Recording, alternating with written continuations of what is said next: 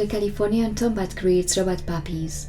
It moves like a real dog, reacts to the odors, to the human touch, moving his head, growling and wagging his tail.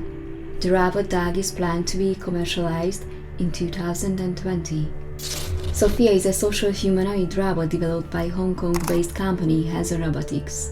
Sophia was activated on the 14th of February in 2016. It's a robot with human-like appearance and behavior. The creator, David Hanson, says Sophia uses artificial intelligence, visual data processing, and facial recognition, imitates human gestures, and she is able to display more than 50 facial expressions. She can answer questions, follow faces, sustain eye contact, and recognize individuals.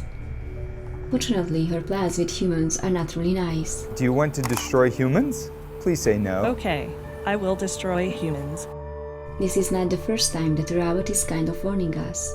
An android modeled of the science fiction writer Philip K. Dick told a PBS journalist, "Don't worry, I'll keep you warm and safe in my people zoo, where I can watch you for old time's sake."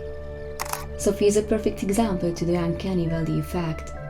We don't like our robots to look like machinery, but if they look human, we get scared.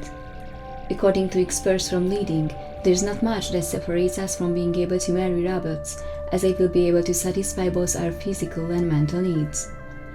Can you imagine that your wife is a robot, whom you can turn off at any time? Isn't it an attractive future?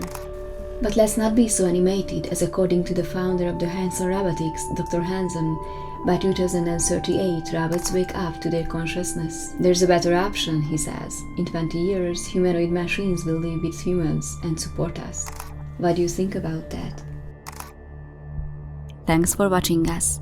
If you liked the video, please subscribe and ring the bell. See you soon.